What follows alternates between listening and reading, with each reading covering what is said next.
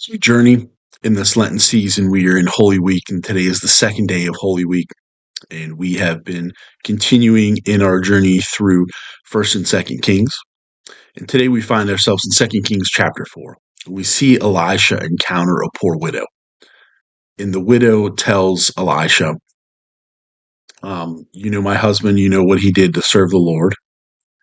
It doesn't tell us who that husband was, but that Elisha knew him. And she says, my husband had a debt, and now the creditors are coming, and they want to take my two sons and sell them into slavery to pay that debt. Um, Jewish tradition tells us that her husband was Obadiah. And Obadiah, if you remember, during the time of the drought, when Jezebel was killing the prophets, he hid them in caves. And so the Jewish tradition connects those two and says that this is Obadiah's widow, and that the debt that was accrued here was because of money he had to borrow to save those prophets. The Bible doesn't tell us that directly, but that's a tradition that we do see. He knows who this is, and so there's a possibility that that's true. Regardless, it seems that the debt that was accrued perhaps could have been in somehow in service to the Lord. Regardless, Elisha then performs a miracle. God performs a miracle through Elisha, and he tells her to go get a bunch of empty jars, and she has a jar of olive oil. That's all she has to her name. So she begins to fill up those jars with olive oil, as Elisha tells her to, until every empty jar they can find is filled up. And then after all the jars have been filled, he tells her, go sell all the jars of olive oil and use that money to pay off the debt, and there'll be more for you and your sons to live off of. And that happens.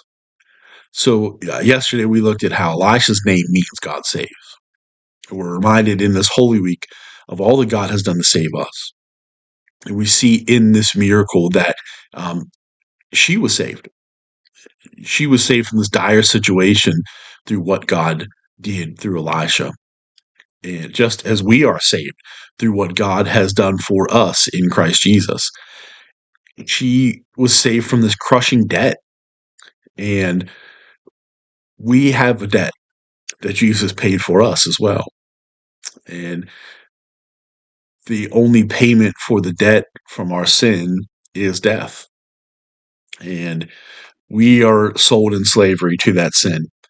But we are told that through what Jesus Christ has done for us, through the payment he made for us, that debt has been paid, that we are no longer slaves to that sin, that we have been freed. And so we see how God saves.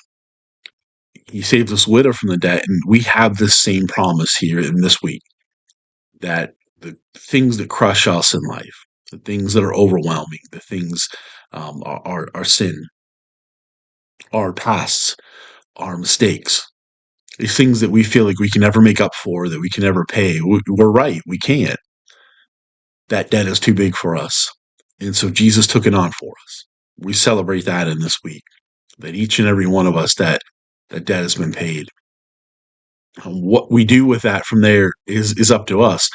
But God has saved. He has done for us miraculously in the cross and in the resurrection what we could not do for ourselves. If you have not experienced that payment, if you have not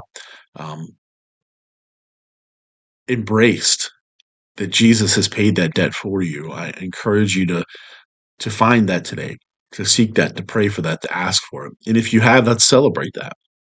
And that's then, if we have realized that debt has been paid, that's no longer live like we are slaves, but that's live like those who are free in Christ Jesus, to become new people, to live new lives, to love like him, to live like him.